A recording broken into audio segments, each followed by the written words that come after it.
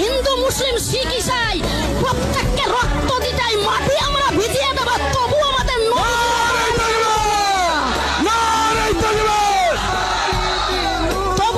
নবীজির অপমান মানব না। কারণ আমাদের বিশ্ব নবী হযরত মুহাম্মদ জি হচ্ছেন একজন শান্তির দূত, যিনি বলেছেন তোমার বাড়ির পাশে যদি কেউ যদি অনাহারে দিন কাটে, যদি তারা দুঃখে দারিদ্রতে থাকে, যদি তারা কষ্টে থাকে, তাদেরকে তোমার থেকে একটু খাবার তাদেরকে দাও। এটাই বলে নবীজির আদর্শ। আমাদের নবীজি বলেছেন তোমরা সবসময়ের জন্য শান্তি সৃষ্টি করবে, অশান্তি সৃষ্টি করবে না।